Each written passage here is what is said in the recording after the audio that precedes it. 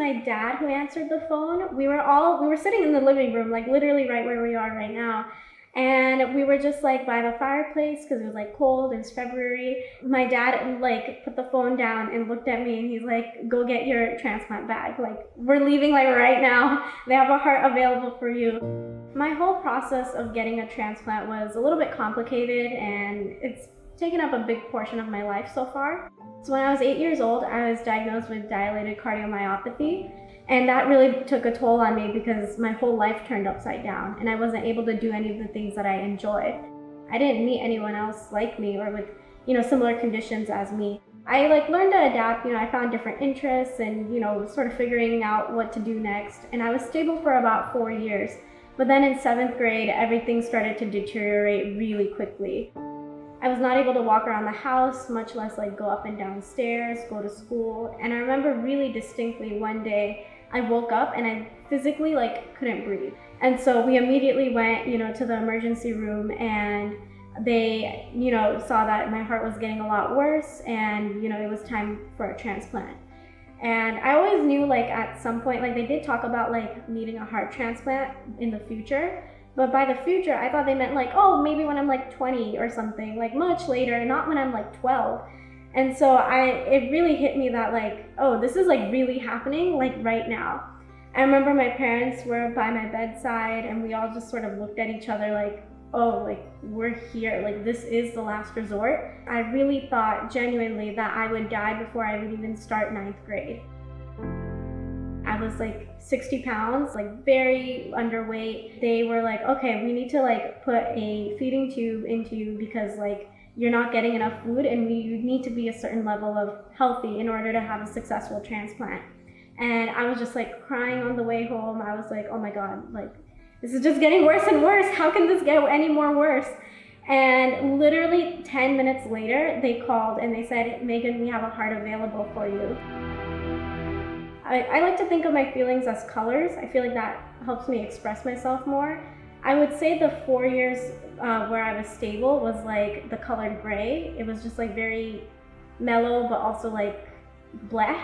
And then the 4 months I was on the transplant wait list was a dark void of space. It was just pure darkness, nothing even remotely happy. It was just terrible. And from that feeling of a dark void of space, the feeling I was feeling before, it suddenly turned into sunshine. Getting that call was a ray of sunshine in such a dark time.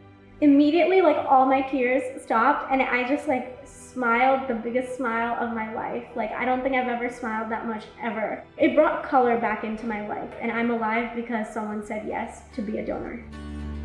My first year after transplant, it was mainly focused on recovery and transitioning back to normal. And so in 2017, which is roughly about a year after my transplant, and also when I started high school, yay, I realized that there were no community-based organ donation advocacy groups in my area. And so I was okay, you know what? I'm gonna start my own because this needs to happen. This is so important. And so in 9th grade in 2017, I started Amador Valley's very first Pink Dot Club. And we're also the first Pink Dot Club in the entire Tri-Valley area. And we really focused on educating students because, students are getting their driver's licenses or, learning to make decisions on their own about themselves. And people will talk about it with their parents afterward during dinner.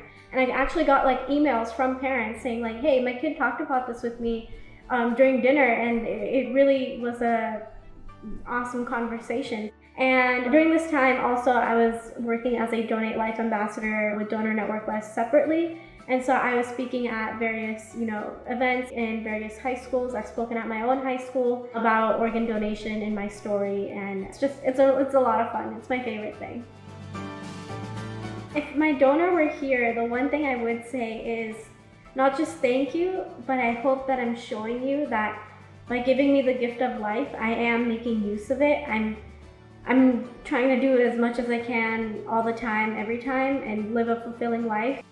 I want to show them and the donor family themselves I'm doing everything I can to do good in this world. There are many different ways you can register to be an organ donor. You can do it through the health app on your phone. You can do it at the DMV when you get your driver's license or your ID card. You can do it online at donornetworkwest.org.